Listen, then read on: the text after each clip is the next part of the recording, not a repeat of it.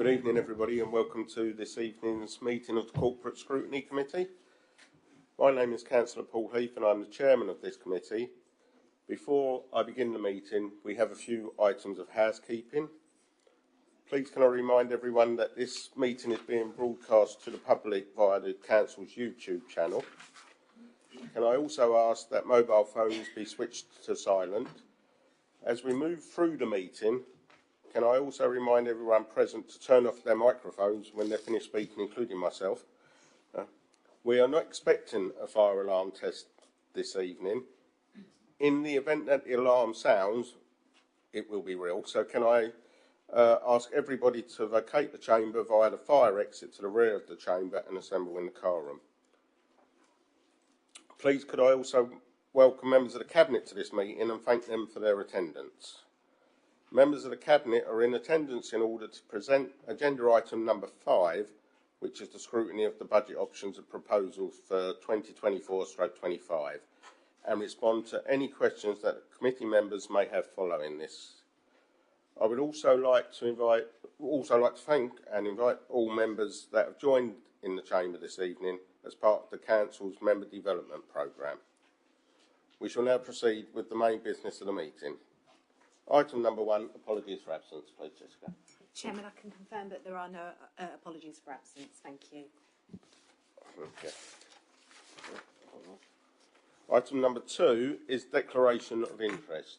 Do any members have any disclosure, pecuniary interest, other pecuniary interest, non-pecuniary interest that they wish to declare this evening? Please state the item and nature of your interest, if you do. None declared. Thank you. Right. Item number 3 is the minutes of the previous meeting, which were held on the 20th of September. Please can I accept these as an accurate? Could I have a proposer for Councillor Williams and Councillor Lynch? Thank you. And could we now have a show of hands, please? Thank you.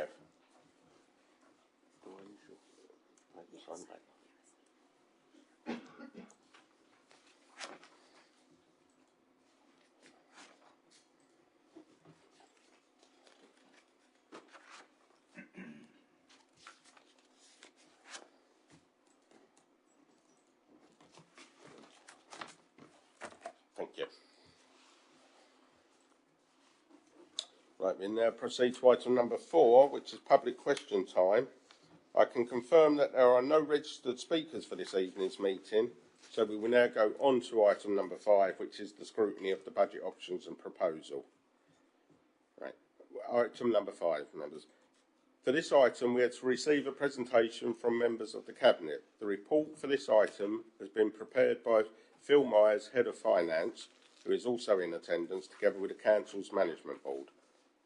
All members will have an opportunity to ask questions of the Cabinet, as there will be a session after the presentation, and therefore I would ask that members not indicate until the presentation has been completed and I open that session. Could I now invite Councillor Graham Buckland, Leader of the Council, and Councillor Kevin Bowers, Cabinet Member for Resources and Finance, to set out the presentation. Gentlemen. Thank you, Chairman. Members will be aware that clearly making a budget is almost an ongoing thing. One finishes one and one then starts on the next. And the Cabinet have been working on this for some time. The purpose of this evening is to share with you our initial thoughts, and I would emphasise these are thoughts, they're not proposals at the moment.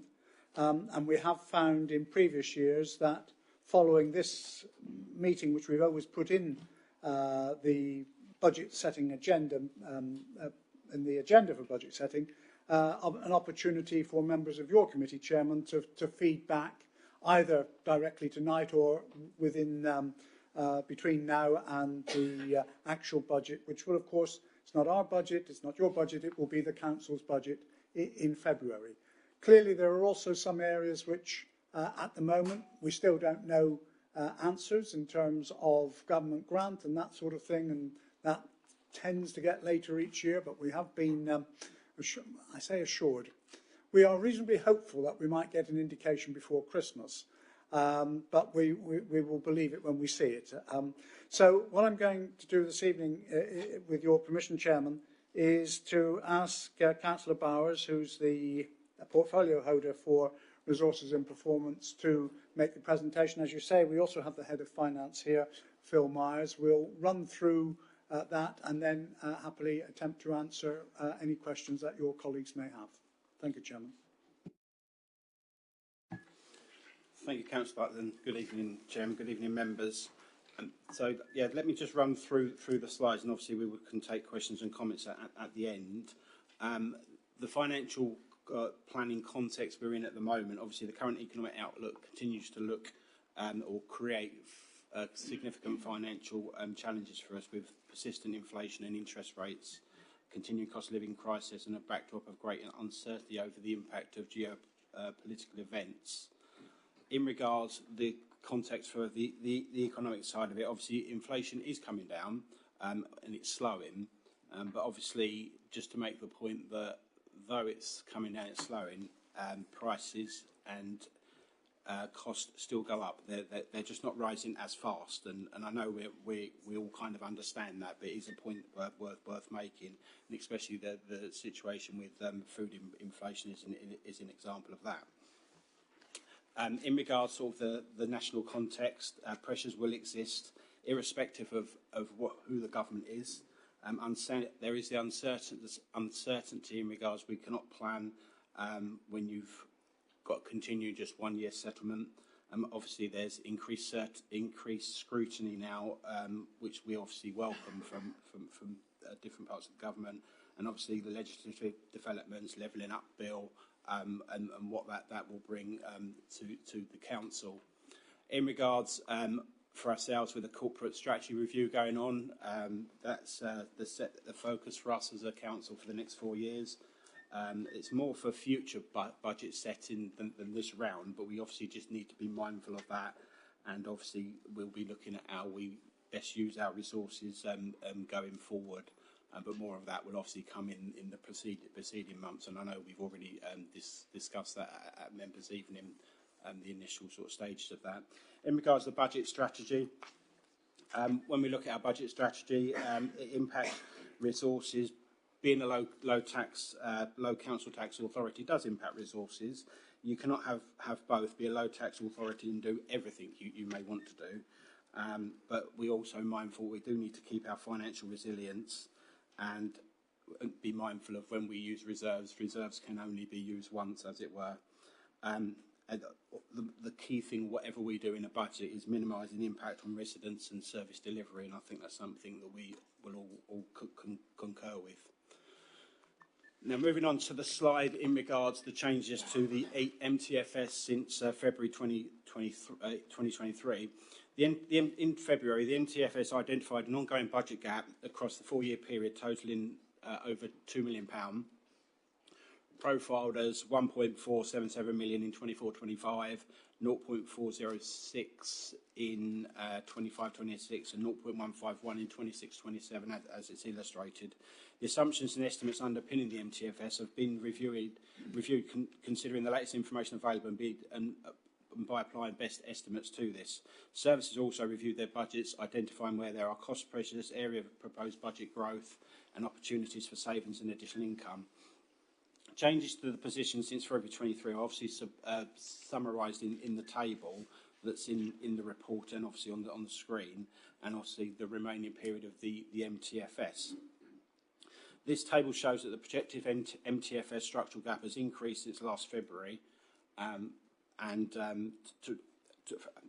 by a net 147,000 to a total ongoing shortfall of 2.181 million. Without any action being taken, it would require around £6 million of general fund balances to be used to legally balance the budget for each year of the MTFS, which would leave the council facing serious financial risk. And we need to be mindful of that, and that sort of do nothing approach is that's what we would be looking at, and that's why we have to do mitigations, as we're all aware of. Just to pull out a couple of a couple of points within the table here to be mindful of. I think obviously we've got the pay inflation cost pressures and other adjustments, and we just need to be mindful of, as a council, the things that really sort of feed into that is obviously the pay award, fuel costs, market costs, but also being mindful about there's like a secondary impact on the council in regards what does that feed into and what does that affect, like the housing market, land charges, planning fees, things like parking. So in a situation, there's knock-on effects. So we kind of get hit twice, sort of thing, in that regard. In regards green waste, or the garden waste subscription service, obviously we're aware that we've agreed to move forward with that. At the time of updating the MTFS, the take-up of customers under the early bird scheme had exceeded the original business case assumption of 10% for the first year. And so we have reviewed the financial modelling for 24-25 with the impact of a revised assumption of 30% now has been reflected, bringing forward the profile of savings expected to be achieved into 24-25 by an additional 131,000, with the total of the 250,000 as is on the screen. As the early bird discount only applied to the first year, it has been assumed that the take-up in subsequent years will reduce, and a break-even position is still projected at year 3, achieving a net saving to the MTFS of £683,000.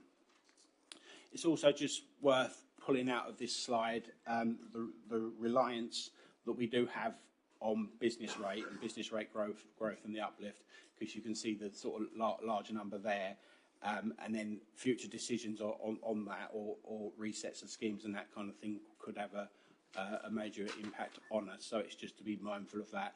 And just a side point, just not telling people basics and that kind of thing, but just to be mindful in the screen of public sector finance and that kind of thing. If it's a minus, it's income to the authority. So it's not that's not a negative at the end of the day. The minus is income to the authority, but obviously a positive number is a cost, and that's reflected as we move through the MTFS. So moving on to the key assumptions and provisions. So we're detailed here on this screen. I don't particularly intend to go through every bullet point, but there are some key ones here where I've sort of referred to already about, so obviously the staff pay award and the impact that has for us. Cost pressures, including obviously housing benefits, shortfall in planning fees, obviously the garden waste income, as I've alluded to. Investment income, there's a situation where we've got short-term windfall, but as you go through sort of the MTFS, that sort of reduces off, and obviously business rate growth there. These are more detailed explanations of this is within the cabinet report. So I'm presuming everyone has had a chance to sort of review that and that kind of thing. So I won't go into too much more detail on that, but it is well documented within the cabinet report.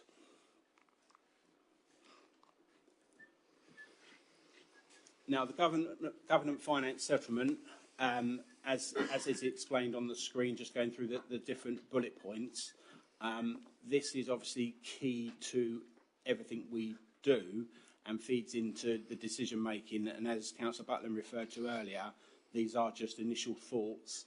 Obviously, we will have another meeting of this committee in the end of January, and obviously the final decision on the budget will be made in February. But on the screen at the moment is what we do know about the government finance settlement, and also what we don't know. So, as Councillor Button also alluded to, the expectation at the moment is we will have news of the settlement towards the end of December. But until we have that, obviously there are some decisions that cannot be made until we know what that looks like. And council tax is one major example of that, as will be explained in slides as we move forward. In regards to the new homes bonus, we're waiting to hear from government on that. The indication may be that it will be the same, but obviously we don't know that. and it's also just to be mindful of the point in regards what we've been told before in regards when we've got one-off payments, referring to one-off payments. Sometimes we're told that, but then they have been repeated in preceding years. So that is sometimes the case.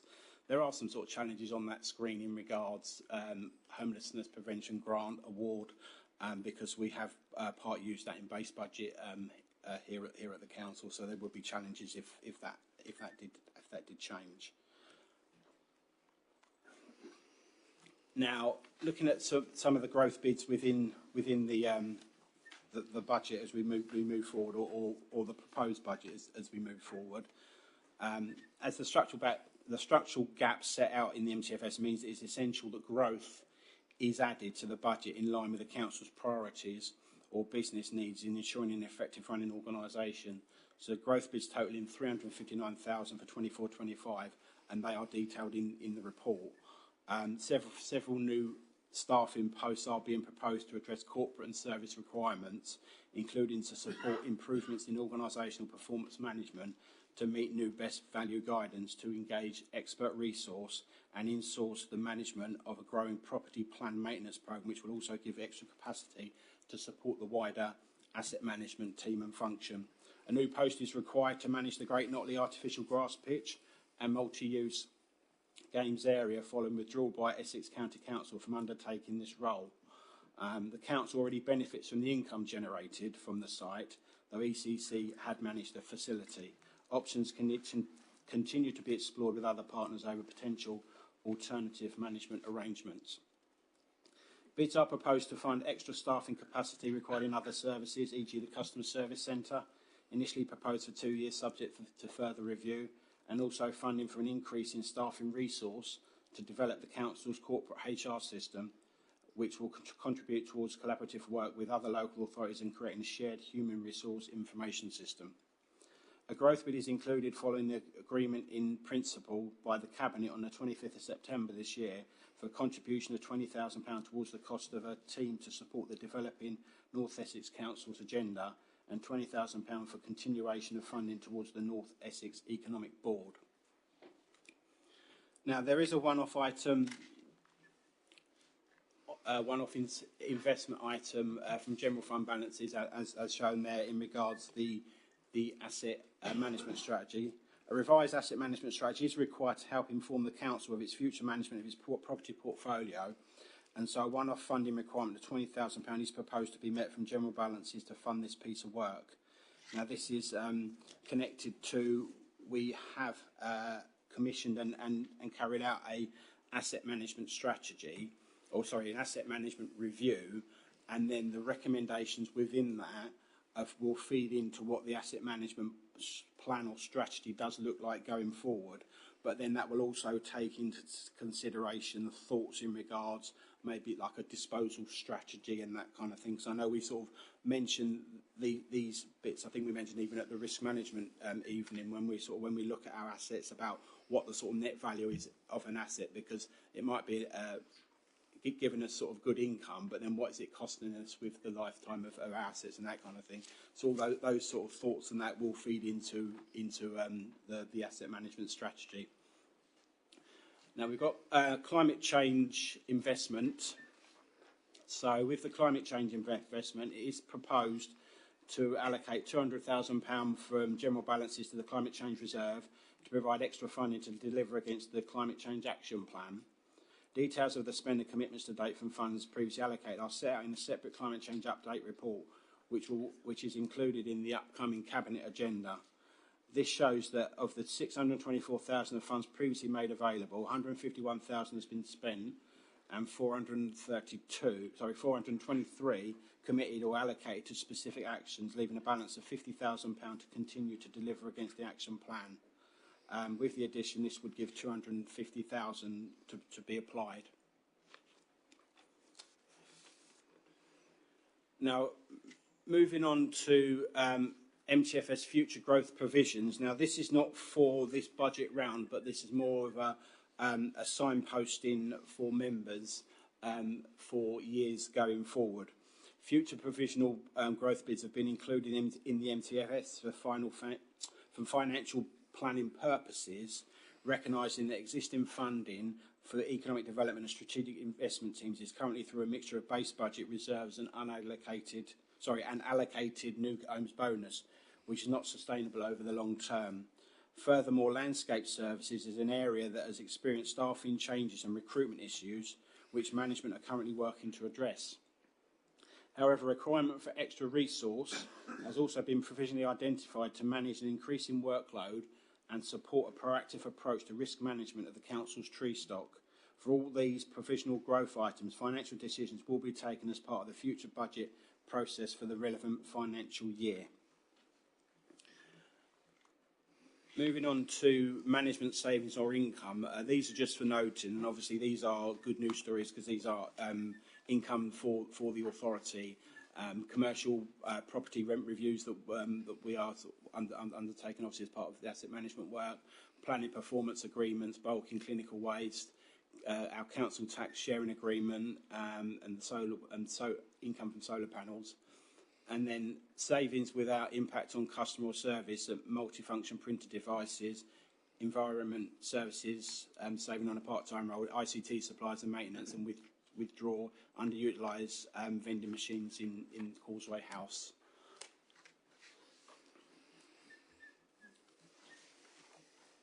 So savings and additional income, and further options. As it shows on the screen, would be the plan to reduce the funding to citizen advice by the saving of the 10,664. Funding is to be reviewed in future years. As it shows on the slide, it is worth noting that we also pay £25,000 for the money advice service for referrals from the council. So it's mindful to be aware of that, and on top of what we already do funding we do provide to the Citizens Advice Service. There has been a recent merger with the South Essex Citizens Advice, so it's just to be mindful of that. But there's just a small reduction in regards to the funding that we provide that.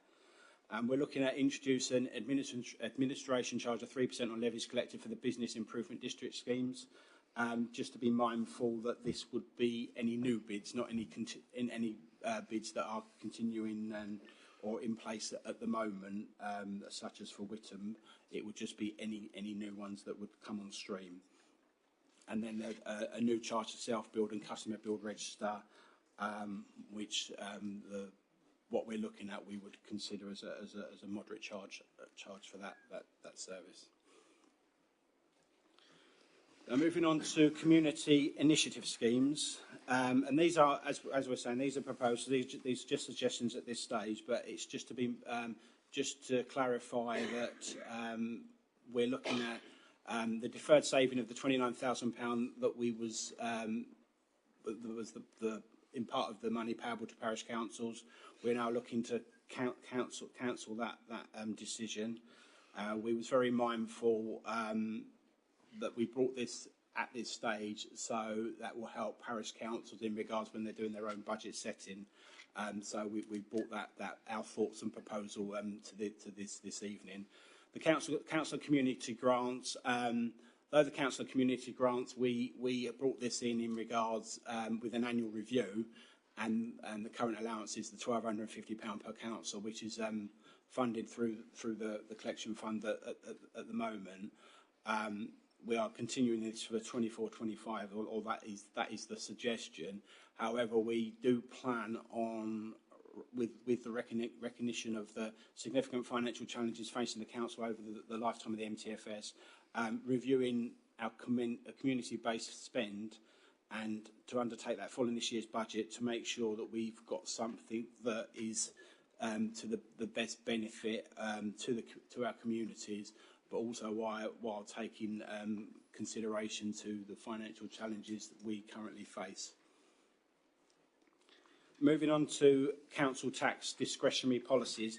Now, we've put this slide in the presentation, probably has been mindful of the amount of new members we've got, as well as obviously existing members, just to flag up what is currently in place, and that much of this is under our discretion.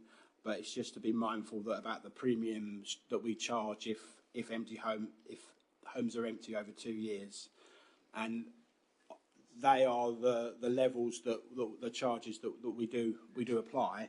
I think it's just being mindful that this is not about closing any gap. This is not about income for the authority. This is about encouraging empty properties being brought back into use, and that will obviously also help with homelessness and rough sleeping challenges that we currently experience like every other authority, I expect. The Levelling Up and Regeneration Act. So it's just the Act is the information that's on the screen. The Act is introducing this. There's no actual decisions that have been made for us, but it's just being mindful of this information, and basically this does need to be considered alongside our empty home strategy as well. So it needs to align with that in regards to what we plan on doing going forward. Local council tax support scheme. Now, it's just to flag this up to members because this will be coming to December council in regards reviewing the current scheme and what we are proposing to do with it. And I just thought it would, rather than it just appear on the agenda that councillors get for the council meeting, I just want to flag it up in this environment in regards what is coming. And again, this is not about closing the gap. This is about making a scheme easier for both residents and for the authority. Many other councils already do this. So it's something that we do plan on introducing, and more details and a more detailed paper will be coming to December council. But I just thought it was, or we did think it was worth bringing this to members' attention as part of this process, because that will be coming up. Moving on to council tax. So, as it says on the slides on the screen, the Band D rate for 23-24 was increased by £4.68, or 9p per week, a 2.5% increase below the 3% referendum limit, and well below inflation. That's obviously what we've done 23-24. It's being mindful that we are still the fourth lowest in Essex. When you compare us to our neighbours and those across the county. The referendum limit will be in 24-25 will be less than 3%. So the MTFS assumes the maximum increase is adopted, given a council rate increase of 11p extra per week. But the important point on that is the bottom bullet point in bold, that obviously no final decision is to be taken ahead of the local government finance settlement, but also obviously through this budget setting process. So no decision will be made now, but it's just to be mindful that is what we are budgeting on. Is the 3% at this stage. Now, in regards balancing the budget, we have a shortfall of 854,000 for 24-25. The assumptions and the risk continue to be refined and reviewed, as I mentioned earlier, which may have a positive or adverse impact, with an update to be provided in the February report, and obviously to be considered at the January committee of this committee. The collection fund balances projected would give a one-off 500,000 to BDC after allocating the 61,000 for the council community grant scheme, which I mentioned earlier. The general fund unallocated balances would currently need to be used to close the residual gap of 354,000, and the estimated reduction in general balances would be 1.7 million, leaving an estimated balance of circa 6.4 million. And this would be the starting budget gap for 25-26 would then be 1.5 million. The transformation programme, as I won't go through every bullet point on the slide, but this is a very important programme for us and probably all for authorities now. I think it's just being mindful that we will have to transform. Either we do it or it will be forced upon us. So it's very much about we want to be leaders of this, and then it will be for the benefit of this authority. Obviously, we're working with partners to make the sector work in regards to transformation.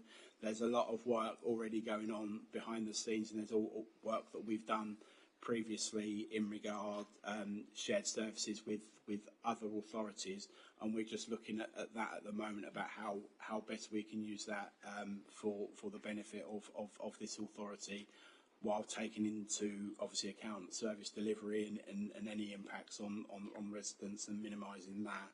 But like I say, I can't emphasise enough, we will have to transform, and that will be part of what we are doing going forward. So I just wanted to put a slide in there, just to flag that up. But it is an ongoing piece of work that will be continuing.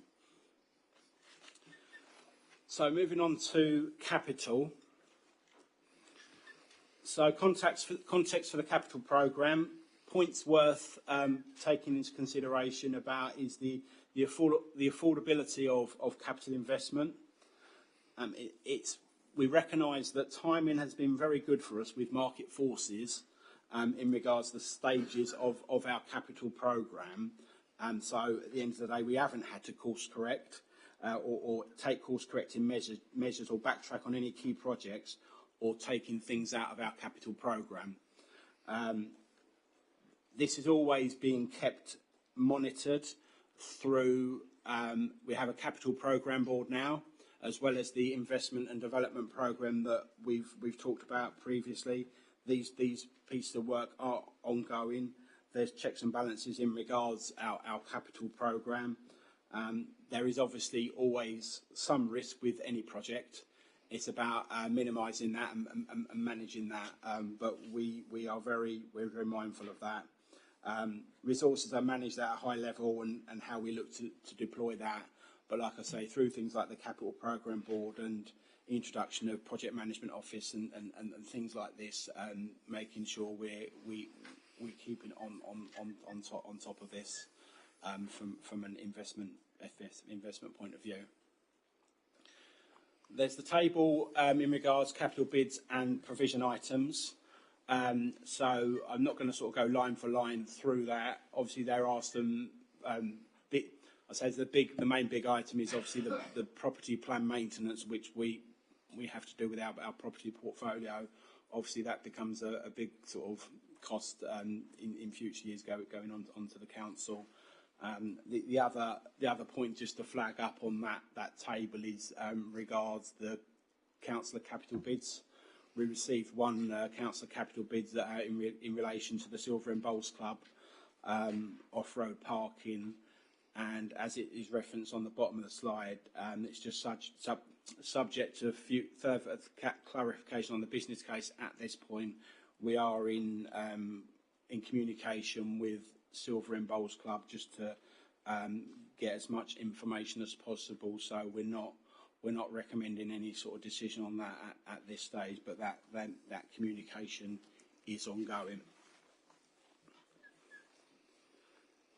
And then we've got the pipeline projects, which most of us will be aware of many of these. Obviously, the Whittam Enterprise units, we're at pre-application and market potential and looking at market potential for the business case. Obviously, that's something we're keen to do, but we just need to make sure that what the project we are doing is the right project for that. And it has been going on for quite a while, but we just need to make sure it is right from not just planning terms, but also for what it brings for the authority. Accommodation review. So that's options appraisal are pending on that. Agile flexible working, Causeway House refresh, design options and costings being finalised for a business case. I think that's the sort of thing that's probably ongoing in most authorities at the moment, and as we as we come out of COVID and looking about different ways of working and how we utilise our buildings better, and that all fits into that piece of work. Obviously, I've referenced transformation and shared services, which is obviously, like I say, is ongoing and is going to be a big piece of work, I think, for most authorities. Housing investment, funding set aside, and obviously Section 106, solar canopy, investor save, subject to a business case. Horizon 120, an access road and excess soil removal. Obviously, Horizon 120 is one of the major success stories for this authority and for our capital programme. And there's just some costs involved in regards an access road. There's a service road, but also an access road when we're looking at or when there's options for phase 2 that will be coming. Not through us personally, phase 2, not through us personally as a council, but then that's already gone through cabinet in regards to that. But also there's some excess soil on the site that we need to be mindful that will need to be removed. And also athletics track replacement, potential for external funding, but that's subject to a business case. So they're just the pipeline projects in the capital programme. And then just the next steps and timelines. So obviously we've got tonight's meeting that we're all at tonight. Obviously we've got cabinet on Monday, where the initial budget proposals, the paper that as part of this committee comes to cabinet, I'll be presenting on Monday. We'll obviously be taking into consideration what's discussed as we go through this budget process. Full council will be considering the local council tax support scheme as I referenced. The local government finance settlement, which is key to everything we will be looking at. Our expectation or hope is prior to government recess that in the end of December or 19th of December that we will get notice of that. Then we'll be looking at a cabinet budget workshop at the sort of early stages or early to middle of January, and business continuity consultation.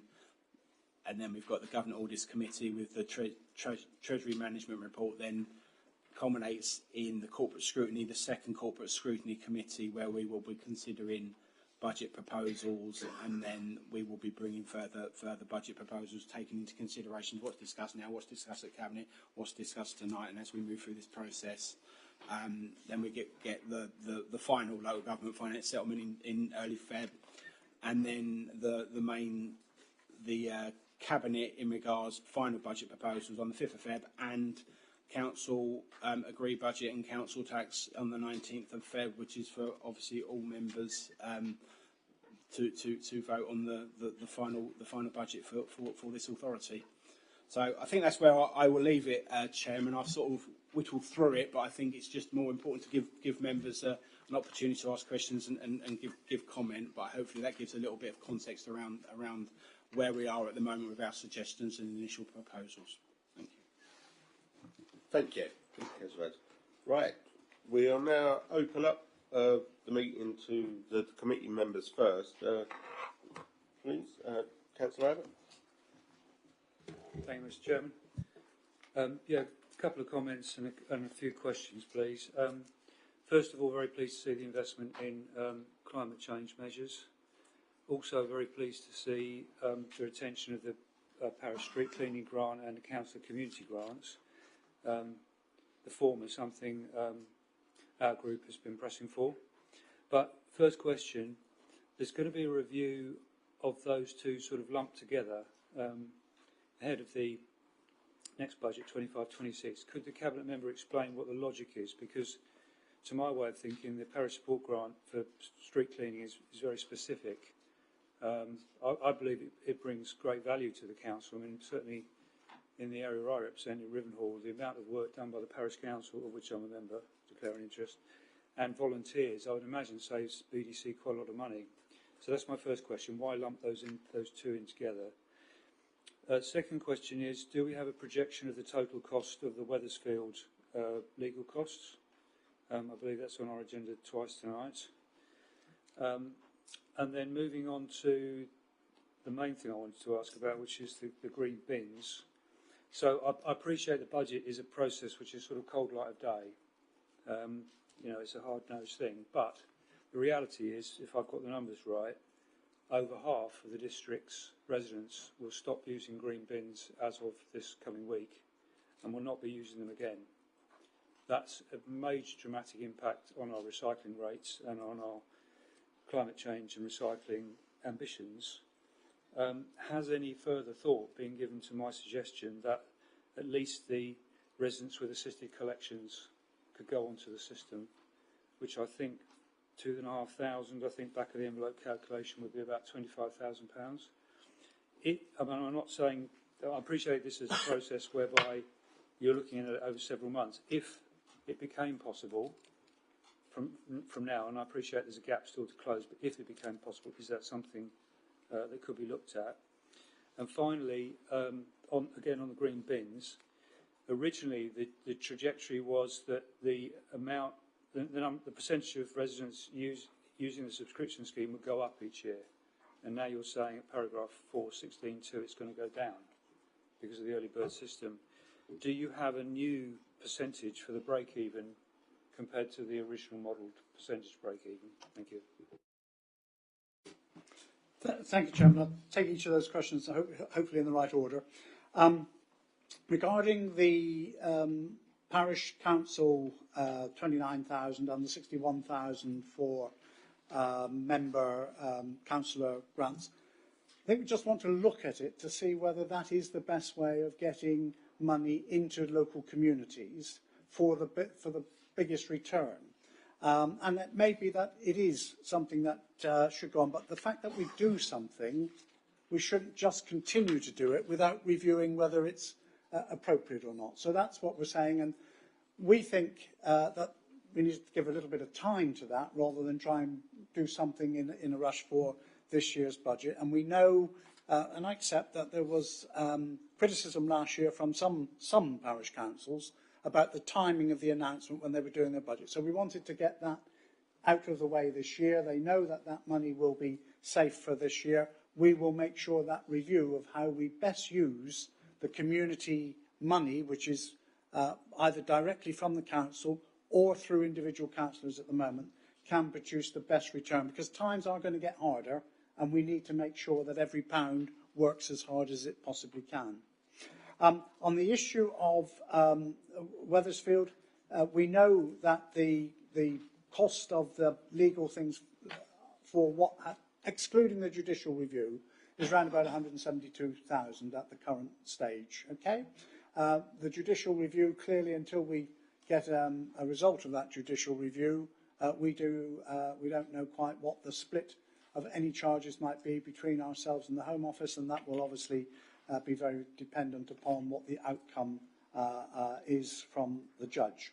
On the issue of green bins, I think what we would say is we're absolutely delighted with the number of people that have taken it up. We planned on, I think, Phil, was it 10% take up? As of this Monday, we are now over 35% take up, 26,000 dwellings already taking up the bins, etc. Whether Councillor Abbott will be right or not, that the remainder will not do anything in March, I think will be something which we will have to see. I suspect there will be a number of people in March who will, when they see their green bin isn't collected, will be making inquiries about how they can join the scheme. But only time will tell. But I think the fact that we have, throughout the whole of this scheme, operated on a very pessimistic approach has meant that we've not ended up with figures that are now causing us embarrassment. In fact, quite the opposite here. This is extremely good. I mean, it's bringing in £704,000 as of Monday, and I suspect there may well be still a few more people that will join before the 30th of November on the current rate. That figure will be much increased. And if anybody is against that, then clearly they will need, in any proposals that they've got, to tell us where they would get the 704,000 from, or what services they feel should be cut to bridge that gap. So I'm delighted with the way that's going. I suspect we will be even higher. There is a question that when we move to the full amount, will everybody drop out? I don't think they will. I think people will get used to the system, that something which, as we all know, is not a statutory responsibility of the council, don't have to do it, and we are merely bringing this council, maybe a little bit belatedly, in line with the vast majority of local authorities in this country. And we have seen, even locally, authorities such as Huntingdon, controlled by the Independents and Greens, actually doing exactly the same as we're doing in terms of bringing in charges for non-statutory services. I'm sure we'd all like to be able to provide as many services as we could, even if we don't have to do them statutory because of statutory responsibilities. But we just have to be pragmatic and realistic about local government expenditure at the present time. And I think, from what Councillor Bowers has shown, we are protecting a lot of services that otherwise would be at risk if we were not able to rely on this additional income. I think that's it. Although there was one final question on the green bins, which, Yes. if you just repeat, I may have to ask Phil to answer that detail. Well, two. Yeah. I won't go back on what you just said, but you can imagine I don't agree with all of it. I wouldn't be surprised if you Yeah, did. the two questions are, will, if the financial circumstances allow it, the administration consider putting on the 2,500 people who currently have assisted collections due to mobility issues, that is disabilities, health problems. I mean, we won't know until the final thing shakes out how many of them have been lost from the system and what they're doing with their garden waste. And the second question was, has the changed trajectory of, we're now looking at potential, well, I'm only quoting what it says here, it says it's expected to reduce in subsequent years, that's what this report says. Has that changed the break-even, which I believe on the original modelling was something like 26%? Right, I'll take the first question, and then our colleague said. As you know, we are an administration that is not dogmatic on anything. If there is genuine hardship relating to it, we will consider whatever proposals come forward. We've always done that, and that has been our approach. We don't take a hard and fast, nearly used a word which I know you don't like, Councillor Abbott, but we are not zealots one way or the other on this. We're very, very pragmatic on that. On the issue of the break-even point, can I hand over? Yeah, just on the break-even point, I think I did reference it earlier in regards to the modelling for 30% for 24-25, and then that is just taking into consideration that there may be a slight coming down in the numbers because of the fall off of the early bird price. So it's being prudent in regards to our numbers, but the modelling is still based on the break-even point of 26% take up in year 3, which is kind of explained on the slide, brings the £683,000 saving, which is the cost of the service. So there's no change in regards impact on that modelling. 26% take up is still the break-even point in year 3. Thank you.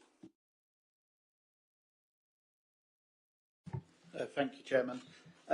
Yeah, I'd like to talk about Green Waste Service as well. I think, first of all, it's completely reassuring that corporate directors and managers across the council have looked at cost savings, and that's really beneficial. And I think when you look at what Councillor Butland has just said to that, to make £704,000 saving against the financial strategy is something that, despite having maybe some human impact, and residents initially maybe were reluctant to be able to save that significant amount of money, when you consider other areas of the council, I don't feel that would be easy to find in other areas.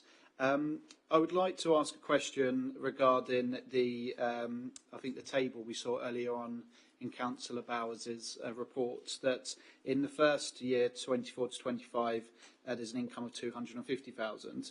that gradually does decline, I think in 26-27 to an income of 98,000. Just to get some clarification on why those numbers do decline over the years would be beneficial. But on that point, I just think that to see that has now been welcomed by more residents than the 10% initially planned just goes to show that there is a service that is needed. And I think having a early bird offer was a wise move. It gets people to sign up, and hopefully over the years they'll realise that service is something that they do value and will continue to pay for. And let's face it, this has been used in most councils already and introduced, so it's not as if we are changing it and we're a rogue council introducing something that isn't common in most councils across the country. Also, just a point to make on council tax, I think there is a table in our report that we have tonight with the modellers of what that may look like. I think just a question to ask, if that's okay. If we do introduce the 3%, which looks likely when you look at the ongoing budget gap that can be quite drastic if we were to freeze council tax, for example, am I right in thinking that would still keep us very close if we put ours up by 3% here in Braintree and other councils across Essex do not put theirs up at all, which is highly unlikely, that we would still be around about fourth in the council, despite putting ours up, because we are already a low council tax council. So, yeah, just those two questions, if that's okay. Thank you.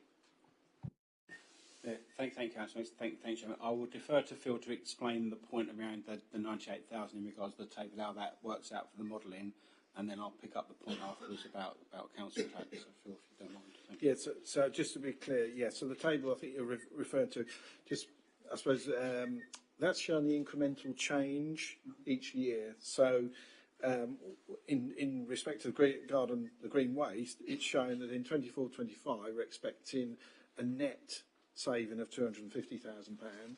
The following year, it's an additional 335,000, and then the following year, it's an additional 98,000. So across the period of the MTFS, you've then closed that £683,000 on an ongoing basis. So that's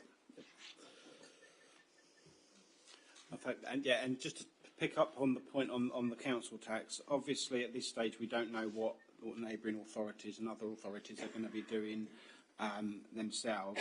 Obviously, as you refer to, the table is regards, though that, like I say, there's no decision being made on this, but the impacts if we went for a lower increase, obviously the gap in regards what we would need to find.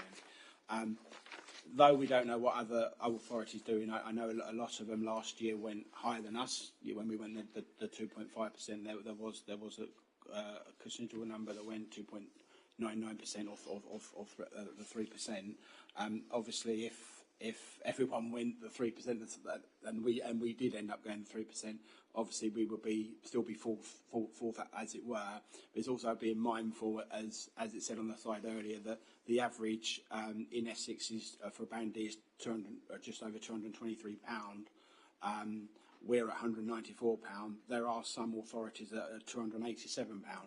So there are obviously, because we're fourth, there are some that are lower, and there are some that did freeze last year, but then there are some of these authorities are a lot more, for argument's sake, charging more for garden waste collections than we are. You know what I mean? So everyone has to balance their budget how they see fit. But I think we will still be in those realms that I would expect, but I can't confirm that because obviously we don't know what other authorities are going to do at this stage. Thank you, Chairman. Thank you. Yeah, just to let everybody know, I have been taking a note of those that have indicated, so I will get you all in order. Councillor Martin, next please. Thank you, Chair. I just want to ask for a bit more clarification on the reduced support to the Citizen Advice Bureau.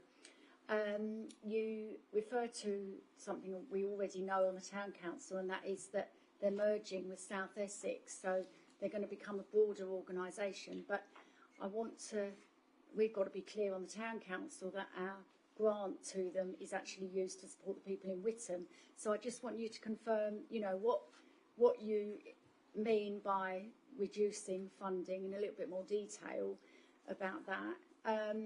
And will our money that presumably you support the people in Witham, how that will affect the residents in Witham, because the CAB at the moment in time is so crucial to people. It's their first line of contact to access support, referrals to food banks, preventing homelessness, accessing benefits that they're entitled to but might not be aware that they're entitled to. 20 years ago, this council employed a benefits officer, and that was cut. That role was cut, and this officer used to be able to visit people at home to ensure that they did, when times became hard, they did receive the benefits that they were entitled to, particularly if they'd had an accident at work or they became disabled. So yeah, I would like some clarification on that, please.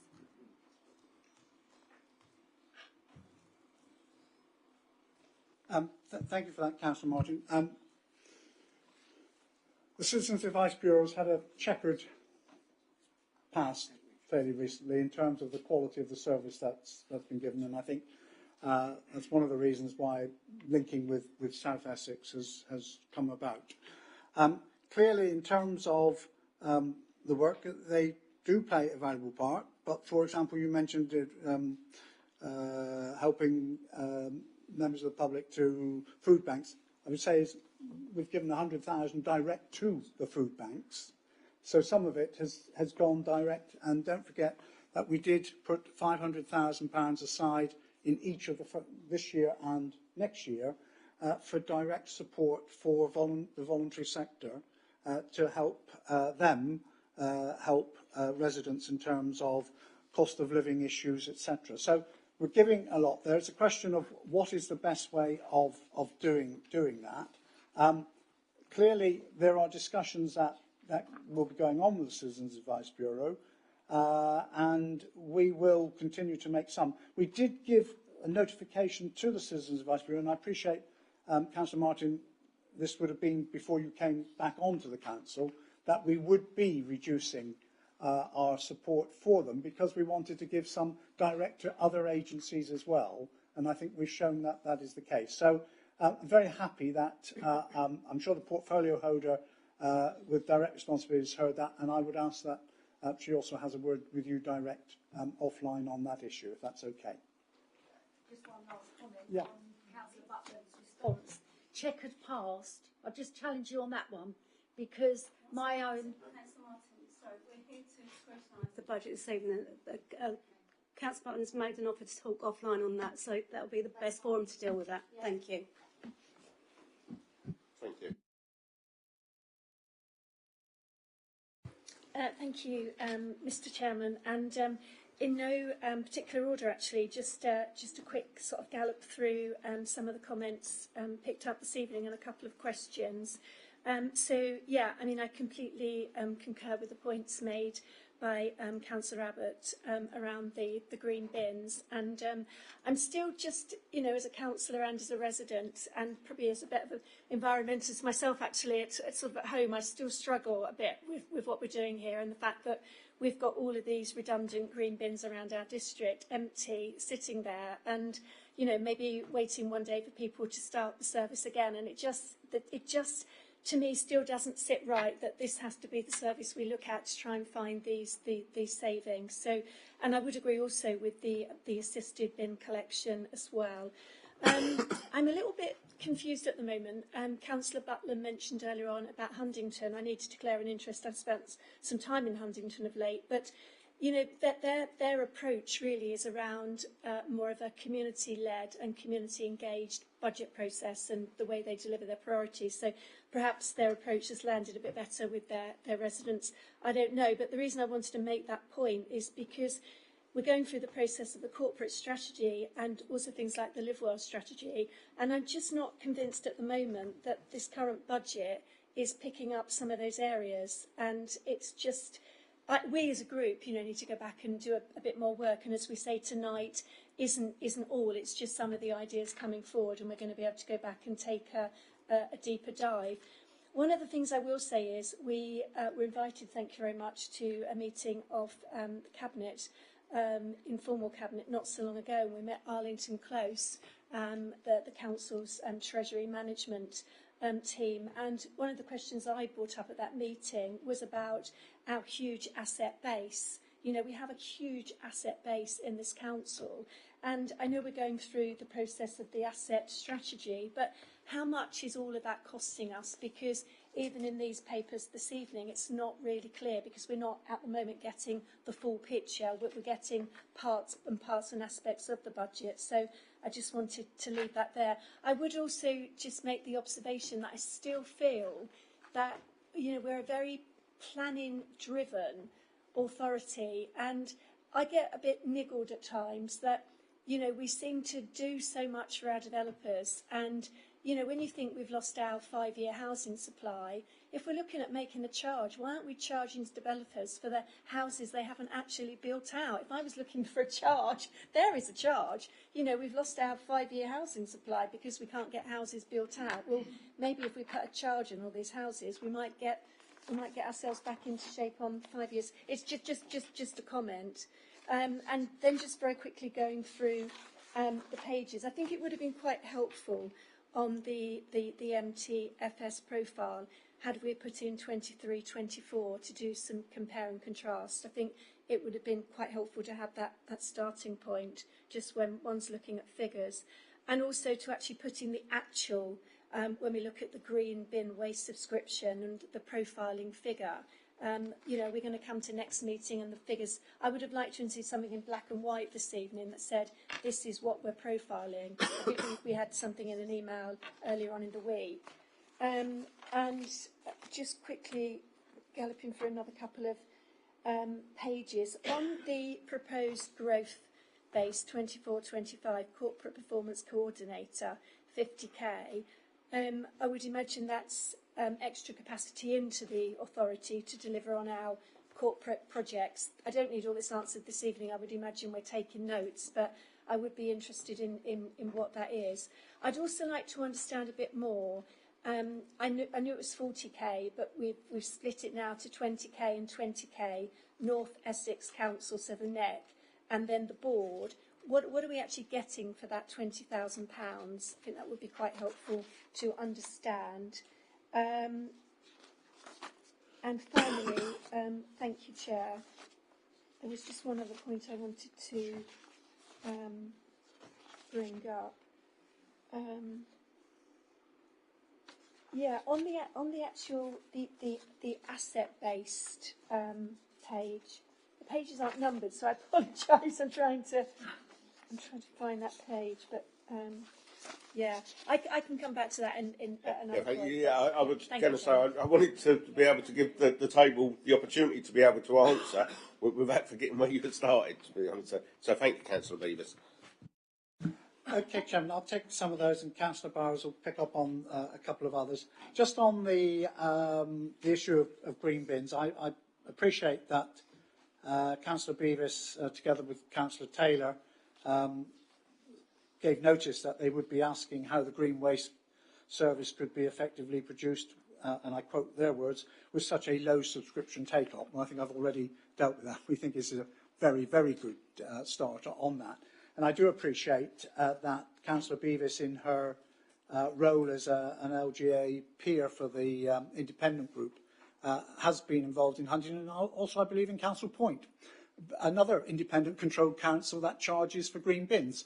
So we would be very happy if she would bring back into this what she has learnt from those two areas, because obviously you've had an opportunity to study that. On the issue of the asset base, I'm not quite sure whether we're being criticised for spending resource looking at it, or, as you quite rightly say, we have a significant asset base, and I think it is right that we should go through what do we need to keep, what could we get rid of, what could we use more for community base, etc., and that does need to take place.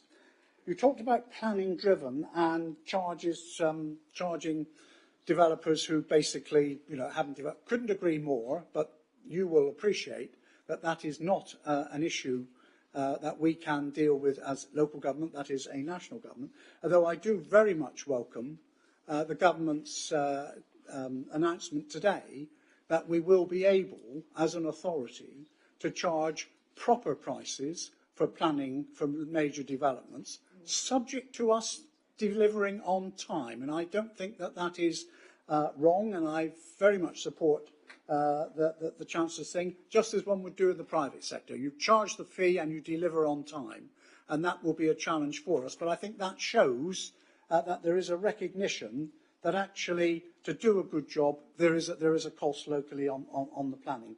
On the 20,000 and the North Essex councils, we have now, I say we, collectively, all the councils across North Essex, going from Epping Forest to tendering geographically, have agreed that we will set up a North Essex councils, that we will work together.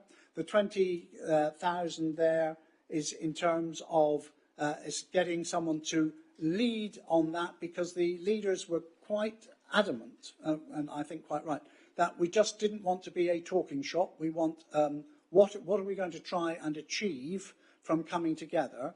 We are all confronted with the same issues and challenges, and there are some simple things through you, Chairman, like, you know, we are competing with each other in some cases for limited human resources, and we're creating a market where we're bidding against each other.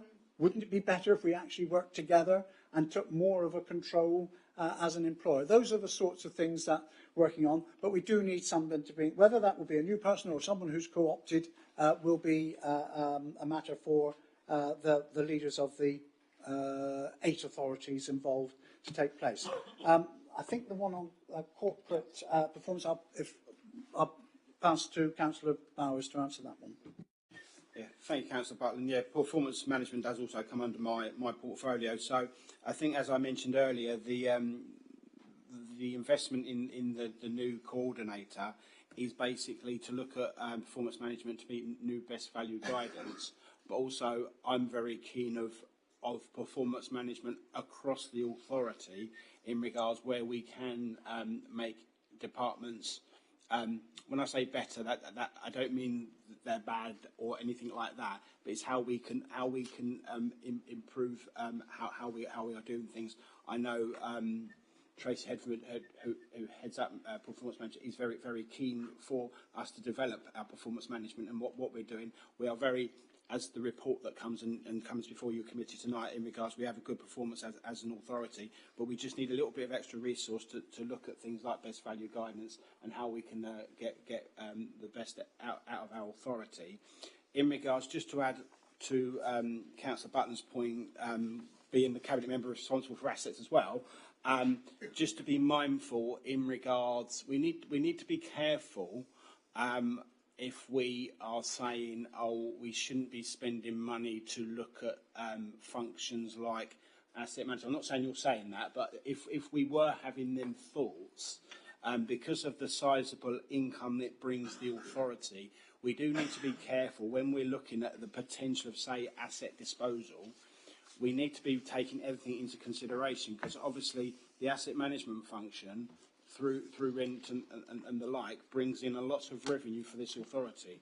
So at the end of the day, we can't just on a whim dispose of a property. I know you're not saying that, Councillor Beaver, but it's just we need to do it in a strategic way, but also being mindful, and as I alluded to earlier, and we've discussed this in other forums, having a look at what the net value of an asset is, because literally might say, for argument's sake, something brings in, I don't know, £50,000 over a year, but how much is it costing us for that, and how much are we going to need to spend to keep that property kept and that kind of thing. So that's why we part of the strategy work to do that, but we obviously need to do it in a strategic way rather than making sort of a knee-jerk decision, and then that's more revenue that we would need to find when we're looking at setting budgets. Thank you, Chairman.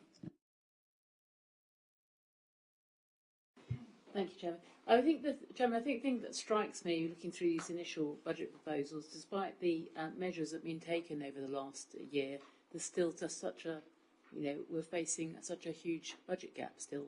And if we hadn't taken, I know there's been a lot of discussion already about the green waste bin. But if we hadn't taken that decision, we would be facing a £3 million budget gap.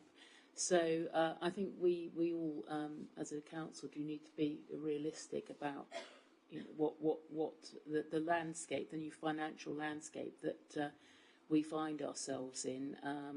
And a lot of the reason why we're in that landscape is for a whole lot of measures, sort of external factors that are really outside our control. The question I just wanted to ask was, obviously the strategy is over a 4-year period. What is the assumptions being put in place for inflation over the 4-year period? Thank you, Chairman. So in the early years, we've taken obviously the current levels of inflation that we're projecting. So I think for 24-25, I think our sort of a common inflation rate we've sort of applied around about 5% on our costs, but that's on top of then the inflation we're already incurring. So, for example, the extra cost of pay award that's coming through anyway. As you get further out into the MTFS, that assumption is then sort of brought down more in line with the government's target of 2%.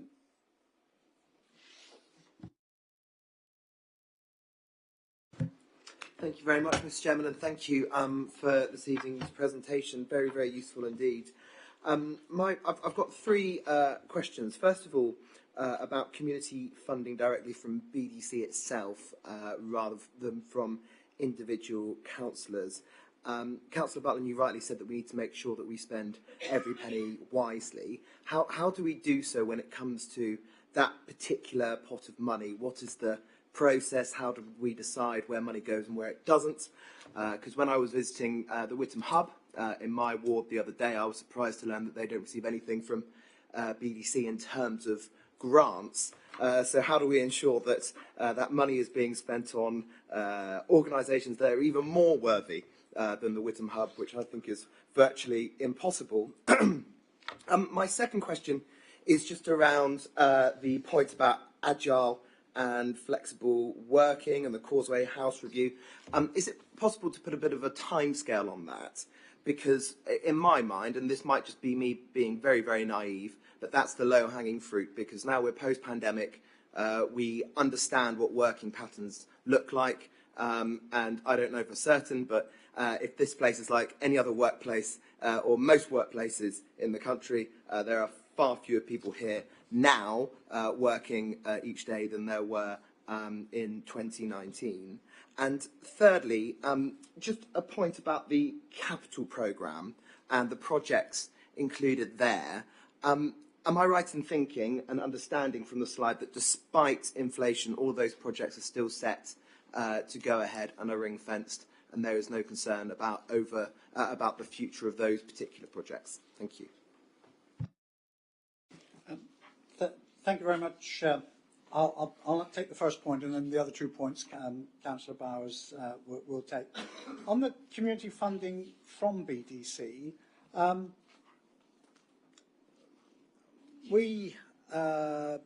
do we go about allocating it? Well, some of it, we actually set some things as to what we wanted done. So, for example, I'll just use the food bank as an example. Having a food bank in the centre of Braintree is great. But if you actually live in, I don't know, Sybil Headingham or somewhere like that, and you don't have transport, then there's a real difficulty being able to do that. So what we wanted there was to say to the food bank, would they consider some sort of outreach arrangements on getting a vehicle, which is exactly what they've done, and so they're moving at. It's open for any authority. I don't know specifically about, well, I know the Whittam Hub which you talk about. I don't know the specific details on that, but if there are things which you felt were done, then please, drop a note in and we can have a look at that. On the issue of the councillor ones, and I am speaking personally now, I do wonder whether some of that is good value for money. In some places it certainly is. In other places I know there are councillors who, quite frankly, have to search around to try and get people to apply, etc. So I think there is a need to look at that as to whether that is giving it. And it may be Yeah, that we give every councillor the same amount, but the needs may not necessarily be the same in each ward. In fact, they aren't, are they? We know that we have got some wards which are very much more in need than others, and sometimes in those wards there isn't the community backup to get that voice heard. So I think there's a whole issue there about how we can make that more appropriate and do that. And we know that some councillors, have said, I find it difficult getting the money out, and so that has led to some things being done collectively across the patch. So those are the two things that we want to do. But if you've got a specific issue on the organisation, you meant, if you let us know, and we'll see and take offline what has gone on. On these other two issues, Causeway House and the third issue, you can take that, yes. Yeah, thank you. Yeah, on those 2 points, on the agile working, I can't give you a specific timeline, but I know the work is going on at the moment, so I don't expect it to be going on for years and that kind of thing. There's a lot, we've been doing a lot of sort of workshops on there. There's a project manager looking at 5 work streams within that, and that work is ongoing at the moment, which has involved members into that as well. So it's not this is what we look to do and that kind of thing. The work is ongoing, and a lot of work's been done up until now. I guess the thing to be mindful is ways of working as we come out of COVID are also settling down a bit as well in regards. Doing a job doesn't always mean you physically have to be in the office to do it, and that kind of thing. So it was a case of we have been doing this work, but you don't want to rush and do it and make a decision on something that's not fit for purpose going forward, and that kind of thing. So I can assure you that the work is in place at the moment, is ongoing. So hopefully we won't be talking about this in another year's time, 2 years' time, and that kind of thing. So it will be soon that we will be able to bring some more information for members. In regards to the capital programme, if you're Councillor Williams, if you're referencing the pipeline projects, a number of those are subject to business case. So I can't sit here and say, oh yes, they're all going to go ahead and happen, because they are subject. A number of them are subject to business case, and we need to make sure that it is going to be the investment is going to be worthwhile doing it, and that kind of thing, because we can't just go and sort of as we would not do, like put a finger in the air and just go ahead and do something.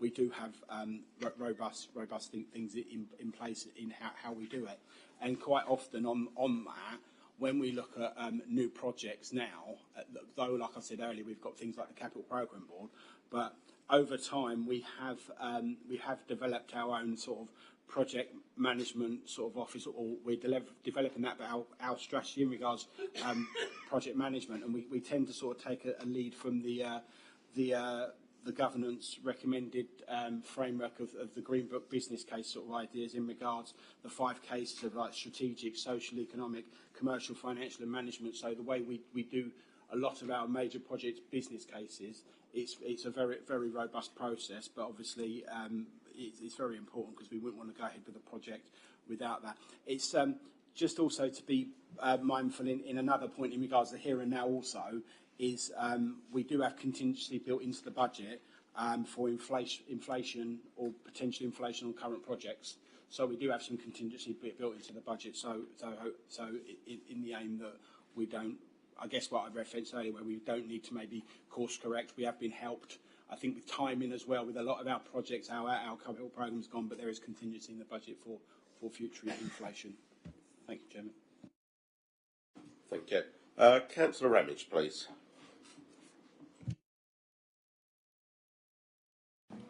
Thank you, Chair.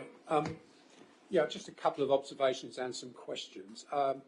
Firstly, I'm pleased to see that the Council Community Scheme is still running, especially under the circumstances that we're all going through at the moment. There is one other thing that came up, is a mention about empty properties. How many properties do we know of in the district that would be applied to? If you don't know the answer, you can come back with it. But it's just I'm just curious on that, because obviously it's something I feel we should have done a long time ago. personally.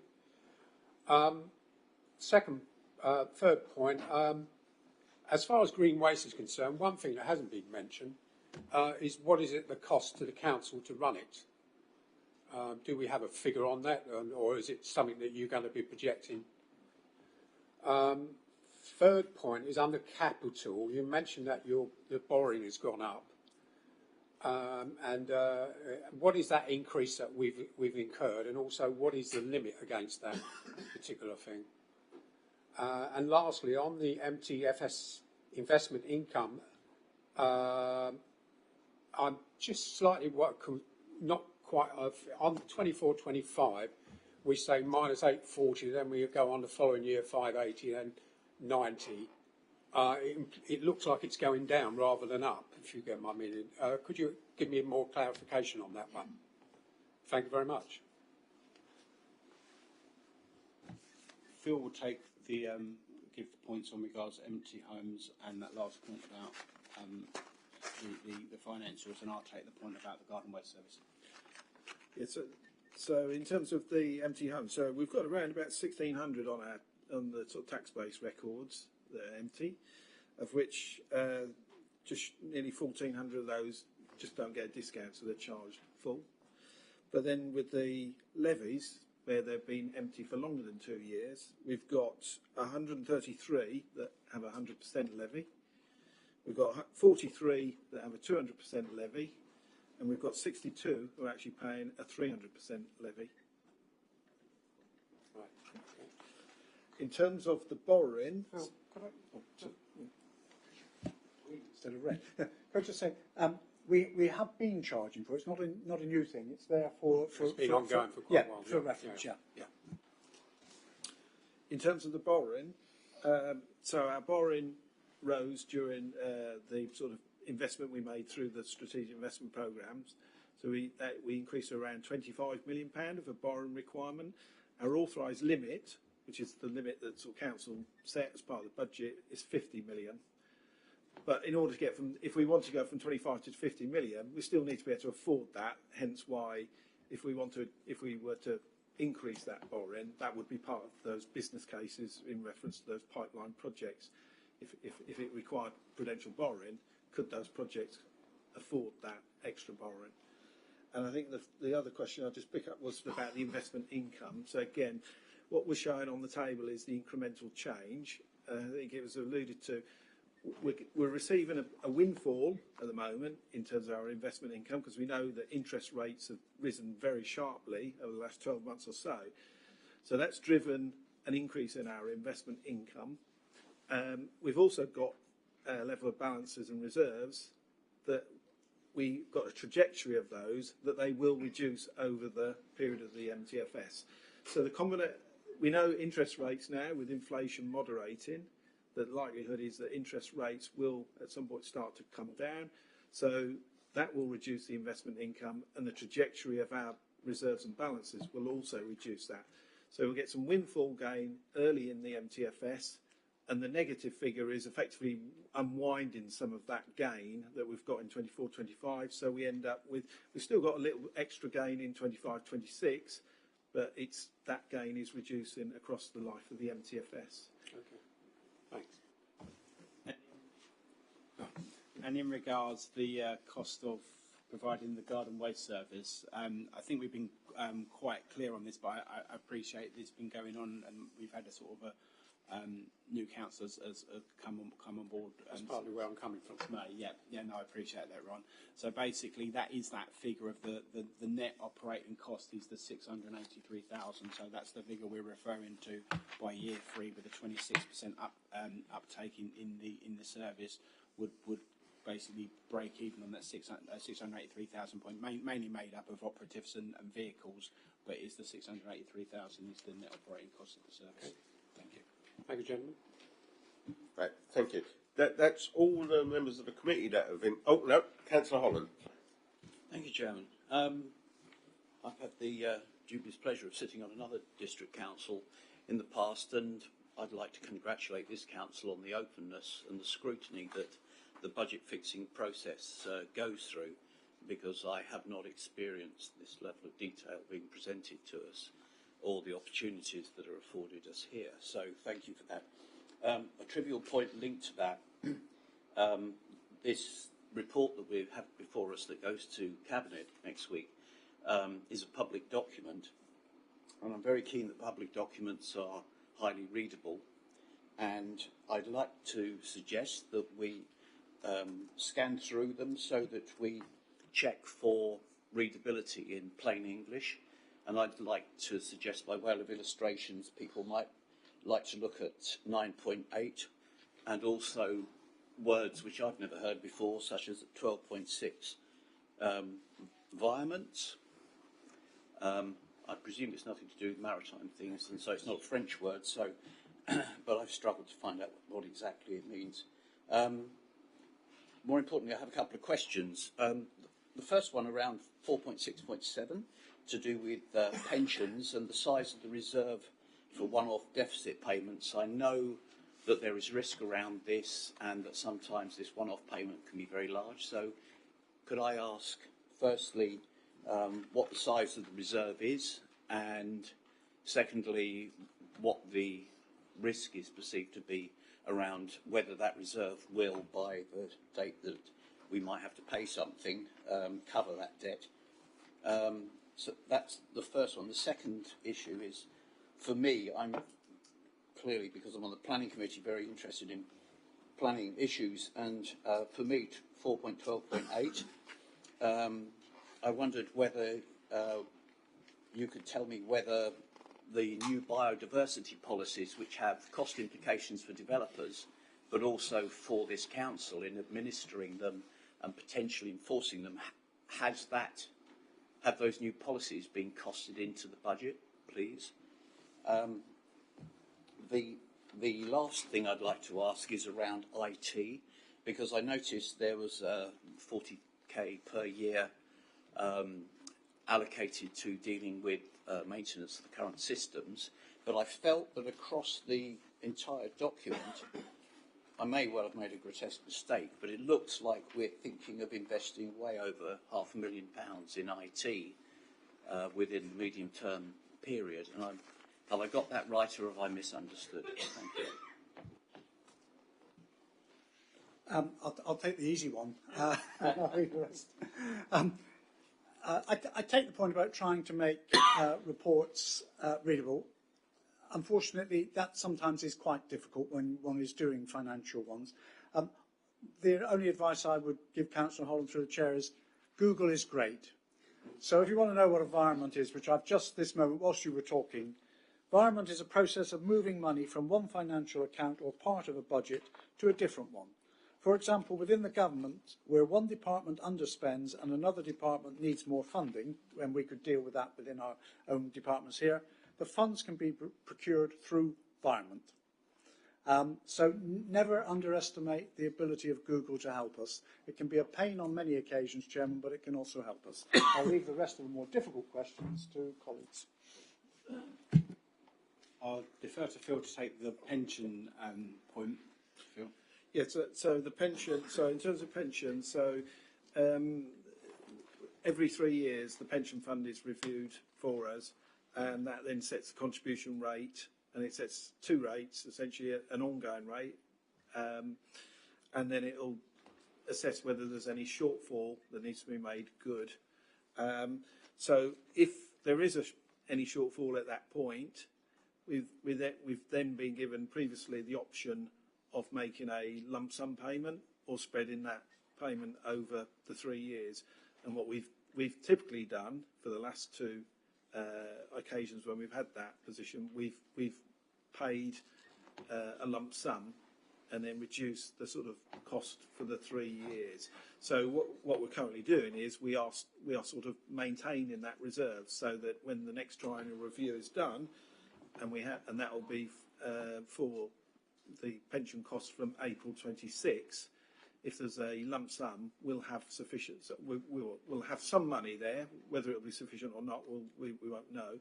But we will have some money there where we could still have that option to pay a one-off and have some benefit for that. On the ICT point, it's just to confirm.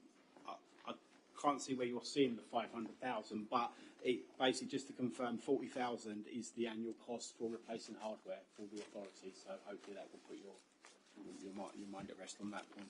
I couldn't see the point that you, not say the point, but I couldn't see in the agenda that you were playing about the planning point. I think I haven't got the information to hand, but that would have been fed in. But if I can take that away and just make sure I can liaise with the planning portfolio holder and make sure that all that is fitted in. But I would say it is, but obviously we will just take away that point. Thank you, Councillor Holland. Very quickly, please, Councillor Ramage, because I want to open it up to the other members. Just one supplementary point. Regarding banding, you're considering looking into doing it in a different way. I mean, was banding done on the basis of what the government did originally? And if so, are we doing it on our own, or where's this initiative come from? Council tax banding I'm talking about. So that's a reference to the council tax support scheme.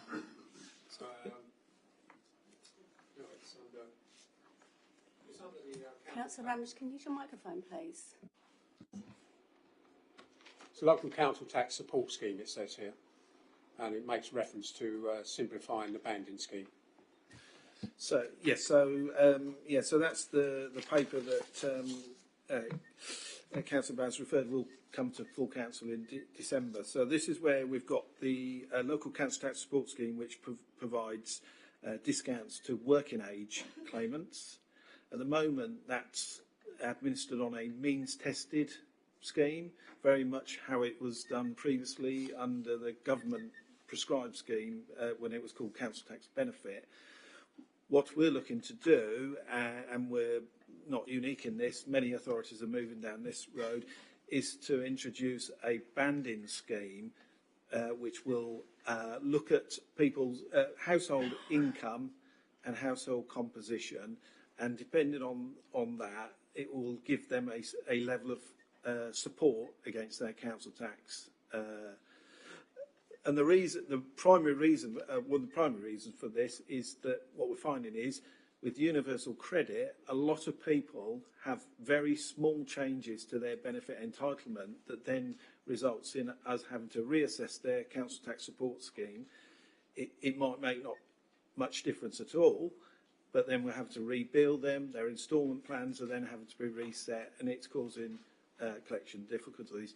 We also think the simplified banding scheme will also make the journey of an applicant very much easier. At the moment, they have to fill in a 26-page form, provide a lot of extra information. So it's really about, the scheme will be around trying to target money to lowest income households, making the journey easier for applicants, but also helping the council administer what is a very complicated scheme and very administratively burdensome for the authority. So, okay, thank you. Right. Thank you, members. I would now like to open up the debate to the remaining members that are here with us tonight. Emma's got the microphone, so if you would like to put your hand up, she will come to you. That's if anybody has any questions.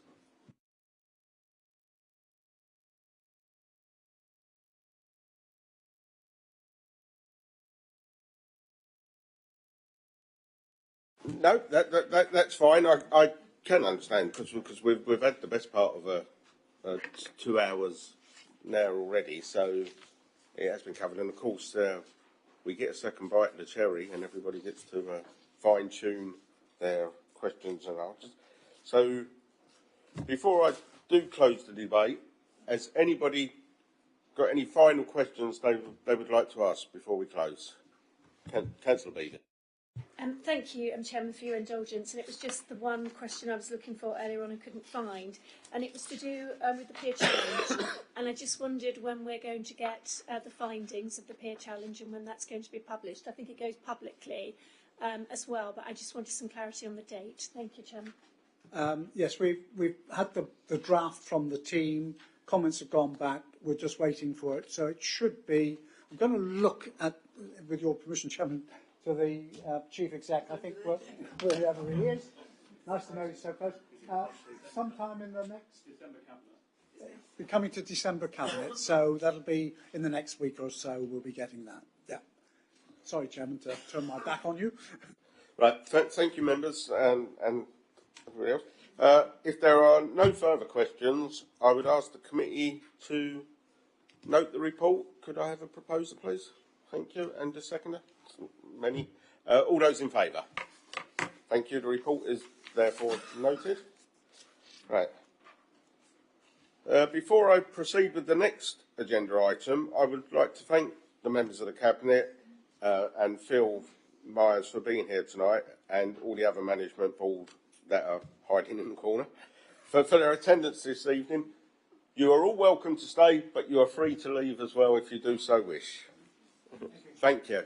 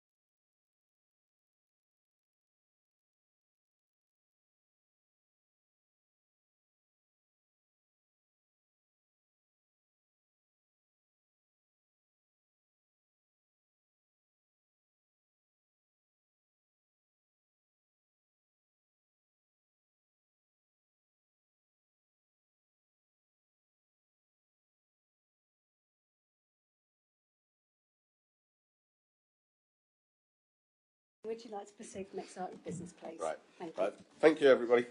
Right. We will now move on to agenda item number 6, which is the first quarter performance report for 23-24.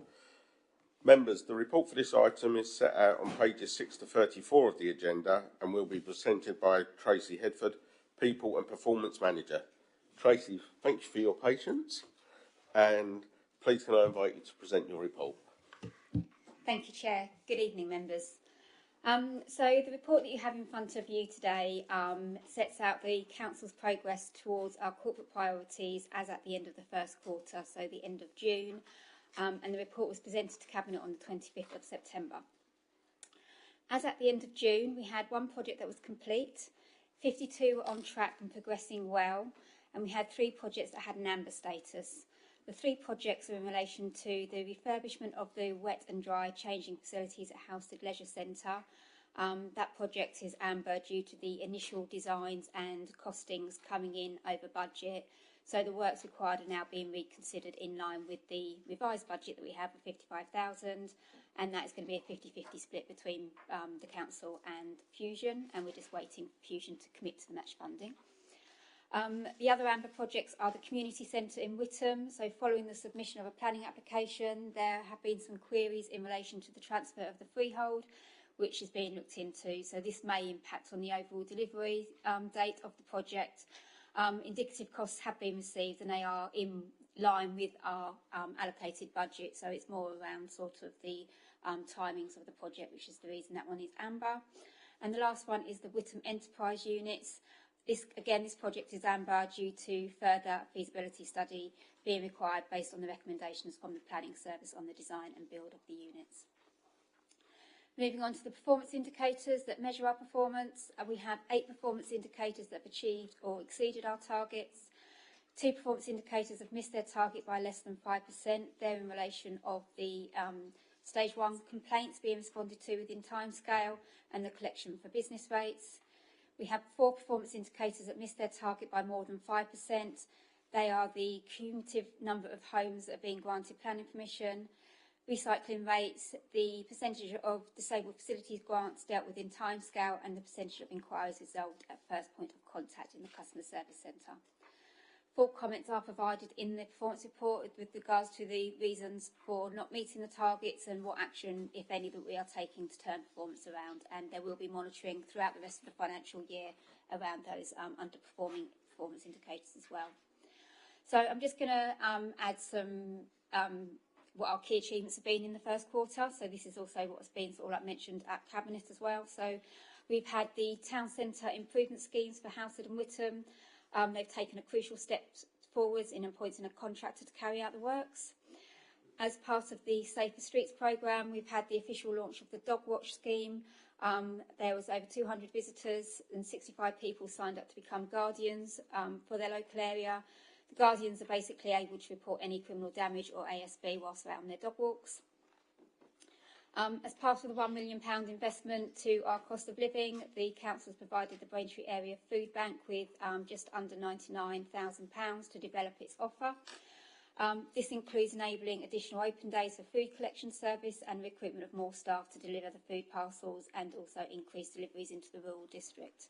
One thing I do also want to mention is that alongside this, the Braintree Area Food Bank received a donation from a resident, which has enabled them to purchase a second van as well. So it's not just us giving them money, they've got some very lovely customers out there too. In the first quarter, we've had 10 councillor community grants awarded to the value of just over £6,000. We've had a successful breakfast briefing networking event, which was held at the Plaza, where we have speakers from across various sectors sharing information on grants, business support, cybersecurity, green accreditations, sustainable transport, health and wellbeing in the workplace. And we also unveiled the economic strategy at that event. We've had our first engagement event to help drive forward the levelling up across the rural parts of the district. There are 2 further engagement events being held throughout the summer and autumn. I think one more has been held now. There's another one due. The aim of those engagement events is to hear from those living and working in the rural parts of the district so we can develop a plan that provides real impact on the work we want to do to deliver outcomes. We've had 77 affordable homes delivered in the first quarter. Our participation levels at leisure centres continue to rise. We've had over 177,000 attendees in the first quarter. We have a handyman scheme that has had 79 residents call up and had assistance through that in the first quarter. Our housing team prevented 53 cases of homelessness in the first quarter, I can't say that, through various interventions. And we've had 271 new business startups across the district in the first quarter and a further 63 businesses contact us for business support. We've also got an additional section within the report, and I won't go through it in detail, but it reports under the Enhancing Our Environment section around our progress on numerous actions that we have within our climate strategy. So that is detailed under the themes and outcomes of that strategy. That just provides an update as to the actions that we're ongoing. As you're aware, there's over 70 projects that form that climate action plan. So that gives an update on the major projects that have been worked on in that time. The report also contains further information on staffing, health and safety and complaints. In the first quarter, we only had 79 complaints. That is quite low compared to previous quarters. And if you have a look back on the previous year, that is a lot lower than we had in the first quarter last year. And we didn't have any complaints escalated to either stage 2 or stage 3 of the process. Our sickness levels remain low in the second quarter, averaging 1.34 days lost per employee. And the percentage of staff that have not had any sickness is just over 84.5%. In respect of the financial performance, the finance section of the report provides an updated review of the financial position for the quarter, examining the latest forecast for spending on day-to-day service provision, and that is compared to the budget that we have. Also included is a summary of the Treasury management activities, projected movements on the general fund balance, and a summary of spending to date on our capital programme. So just to give you some key highlights on the financial position, the review of the income and expenditure against budget and forecast for the year indicates a net overall positive variance of 218,000. Staffing expenditure is currently projected to be underspent at service level and achieve the corporate efficiency target. However, obviously, we are aware that we needed to incorporate the pay award in that, and we have had that now, so there will be a revised estimate coming out later on within one of the reports. Won't necessarily be in the second quarter, but it'll probably be in the third because the pay award happened at the end of October. Other expenditure is forecast to be 500,000 over budget, and the council is also accruing legal costs in relation to the Wethersfield Asylum Centre appeals, as we've heard earlier. Offsetting the projected additional staffing costs and other expenditure is an overachievement on income, currently forecast to be 1.4 million, which is mainly attributable to the Treasury Management investment income. Capital spend at the end of the first quarter was just under 600,000, mainly incurred on the Disabled Facilities Grants Programme, and capital spend typically does increase later on in the other quarters. The first quarter is normally sort of lower, but there is an estimated positive variance against the capital projects of 126,000. The estimated movement on the general fund and allocated balances a net withdrawal of 547,000. And that's the update for the first quarter. I'm happy to take any questions. Thank you, Tracy. Any questions, please, members? Councillor Abbott. Thank you, Mr. Chairman. First question is sort of a bit fundamental, but I thought I'd ask it. This report went to Cabinet 2 months ago, and it says we're to note it, and that we don't have any options to consider, and there are no next steps as a result of this report being presented to this committee. If this is the primary committee to hold the administration to account, why are those three things happening? Surely we should see this before it goes to Cabinet, and surely we should have the ability to say to Cabinet, we're concerned about this, or we like that. Just seems a bit of a process issue there. Secondly, on the climate change environment, I thought I would mention this. Very, very pleased to see what we're doing in Rivenhall. Mentioned, I've already declared an inch, I will do it again as a member of the Parish Council. We are working very hard on rewilding, verges, tree planting, all of that type of thing, trying to support what BDC is doing and county's doing. And recently, the Essex Wildlife Trust included one of our schemes in their newsletter to their members on I think it's called Wilder Towns programme, and a photograph, which was really good. I have to say, though, there's a very small group of individuals who have been persistently trying to disrupt it, object to it, in one case even actively, physically interfering with it. And I shall have more to say about that if it continues. I'm not going to name names now, but I think it's disgraceful considering the amount of public support for there is and that it's a council priority. And then just finally, the third issue, on page 25, the recycling performance. That really is the other side of the equation to what I was talking about with Councillor Butland. So this talks about an increased tonnage of green waste having been collected this year, which helped boost our recycling figure. Well, even if the numbers he said come true, about half of the residents in this district are going to stop using their green bins and are not going to start reusing them again unless this is a much more substantial take-up. So that is going to affect our performance. And on that, the final point, this is set against a target of 60%, which is in the old Essex Waste Plan strategy, which dates, I think, from 2008. The new strategy has higher targets, and this council has agreed to higher targets as well, which our group proposed. I can't see any way of us getting from where we are now to where county is saying. And very final point, particularly when they say, and I don't know if they've even, I don't know how many people have looked at the strategy. They say in it that they want all households in Essex to be on green garden waste, food waste collections and dry recycling. They already are. So how do we get to higher strategies? They don't even seem to know what's already happening in Essex. So I think that target figure, whilst I totally support it, what I'm saying is we could end up being year after year after year saying we're not meeting target, we're not meeting target. So I think we as an authority need to think about how we work with Essex and other authorities in actually achieving that. I'm not going to say it's going to be easy, but from where we are to get to there, it's going to be very difficult. Thank you, Mr. Chairman. Thank you. Yes, I obviously take your point regarding the recycling figures, and we will be obviously having revised targets next year, probably in line with the new waste strategy that is coming out. So yes, it is an area that we are looking to, what we need to do to increase them as well. They are very stretching and challenging, but I think that's what they need to be because it would be good to be able to achieve them. So yeah, I will take back all of your comments as well, and obviously we'll come back to you regarding the cycle of these meetings and how that impacts on Cabinet. We'll have to obviously liaise with Emma and Kim regarding that. Okay. That's it. And the first point that you raised, Councillor Abbott, I will take on board and seek an answer for. I don't know it, but I will seek one. Okay.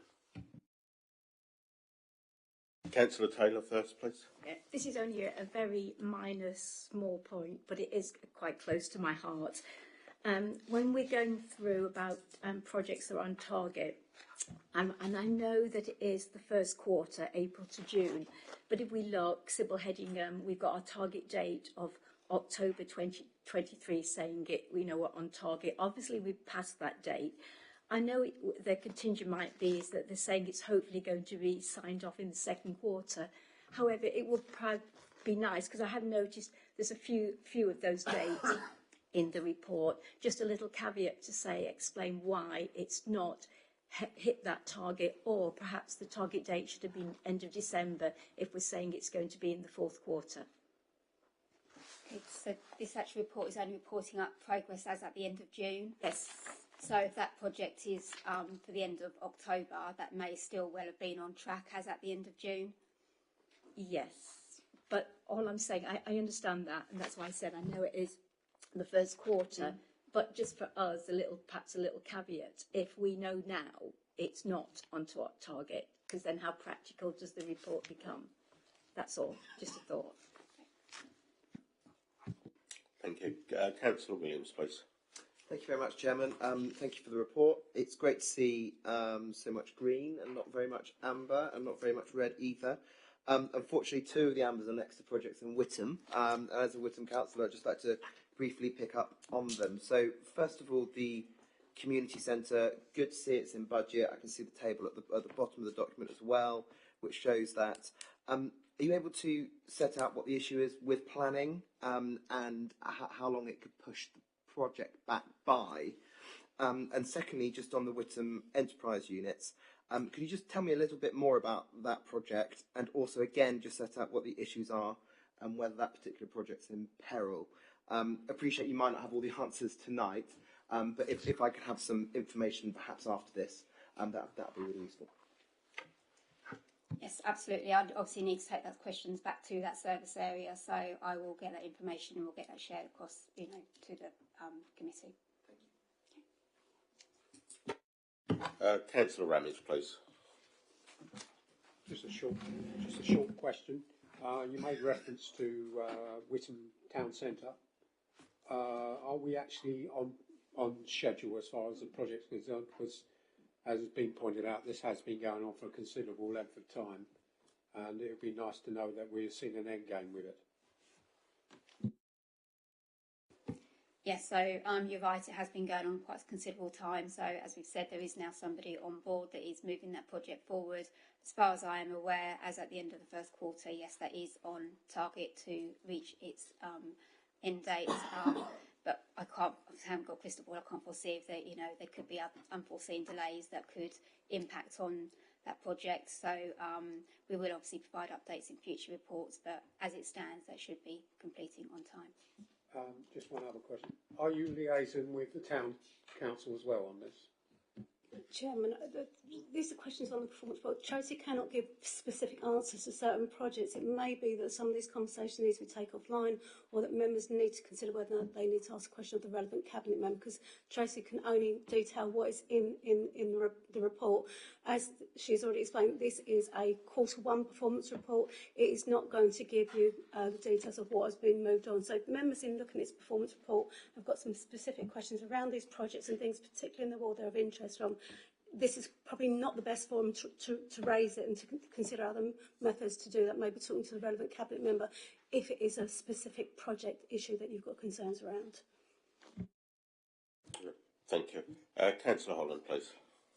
Thank you very much, Mr. Chairman. I have to admit that I have a certain sympathy for the notion that we're not actually scrutinising anything here. This is retrospective look at something and therefore bears more of a resemblance to a training session as far as I can see. One of the things that's really important to understand in performance is the trajectory of change that we are seeing here. And so in some cases explains to some extent, realising that this has already been gone through Cabinet months ago, why some of the data appears to be from the summer rather than now. But we've got a lot of empty spaces on some of these tables for quarter 2, quarter 3, quarter 4 data. Would it not make more sense and better use of the paper if we actually had the previous 3 quarters running up to now in that space rather than blank spaces? We don't know. So if you say there have been 76 actions by our handyman, for example, we don't know whether that's rising, falling, and therefore we can't make any sensible decisions about it. It's just a completely abstract number. And I feel we would be better informed if we knew what had happened on that particular metric before. And the last thing I would ask is that I'm just an ordinary lay sort of bloke. I'm not very good with technicalese, and I'm really bad with 3-letter acronyms. So I'd really like every acronym spelt out at first use. There's one D and G or something in one of these, and I'm still page 25. Percentage of DFGs approved within timescale. Well, it's percentage of grants, but you wouldn't know that, would you? No, I'm an ignorant person, so that's why I'm asking. We need this, and these are always public documents. I want my ward members to be able to understand it as well, and I think that's a reasonable expectation. Thank you, Chairman. Thank you. Sorry, Tracy. I'll just come back. So apologies for the acronyms. I do normally go through them. I must have missed that one because DFGs is quite a common one that we've had in there for ages, but I will not take that on board and we'll make sure it disabled facility grants. Well, in this context, it could be something else. Right. Okay, thank you.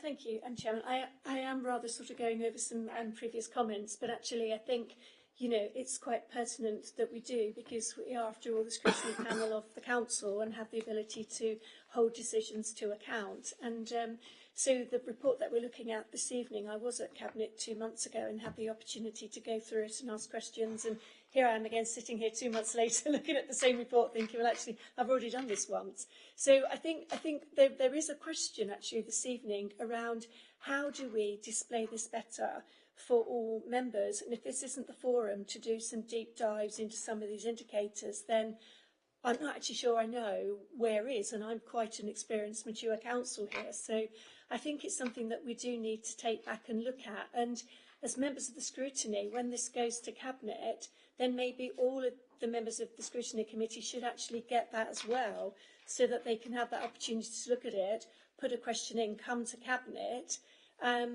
It just doesn't sit quite right. Thank you, Chairman. Chairman, if I might just raise that.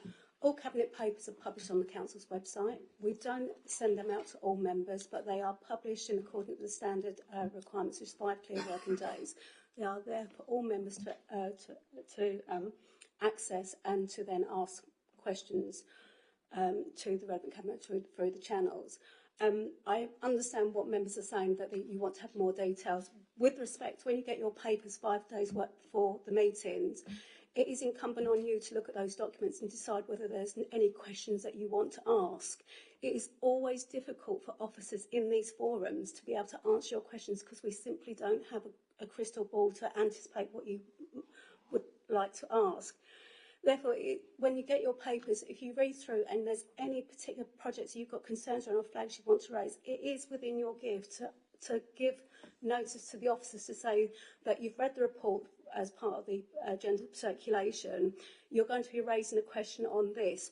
Could a response be prepared because you've got particular questions? And that is about you being more involved in the scrutiny process in a informal setting rather than coming to this as your forum.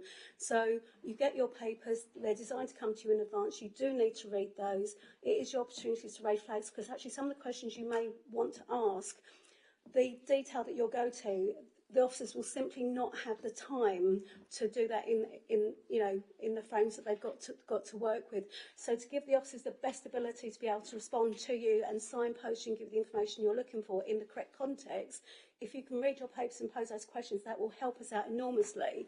And if in looking at those things you think, actually there's something that I need to look at, I think there's an issue raising. Now, as members of the committee, you should be talking to your chairman to flag these issues and for him to ask us officers as the scrutiny leads to see what we can do to help and facilitate your reflections on these matters. So we do need you to start creating a two-way dialogue with us to ensure that you are getting what you want out of this experience and to be able to reflect and and hold the executives account as you've indicated. So, I appreciate some of members here tonight are new to the organisation, some are returning, some are long-standing members. But that's the whole point of having your papers in advance, that you can look, reflect and ask those questions and then we can assist. But I would love to be able to say that all the officers who come before you in these meetings can simply ask your questions, and sometimes they can, but they can't, and there's just some things that we can't necessarily discuss in a public forum, and we have to deal with those in different ways. So, that's just my plea to members, and we'll do our very best to assist you and understand the information you've got and how you can get that. Thank you. Right. If there are no more questions, could I ask the committee to approve noting the document, please? Thank you. Yep. All those in favour, please? Thank you. It is noted. Thank you. And we will now move on to item number 7, which is the decision planner, please, members. So we're asking to note the decision planner for the period the 1st of November 2023 to the 29th of February 24, leap year next year. Before we do this, members have any issues that they would like to raise in respect of the decision planner?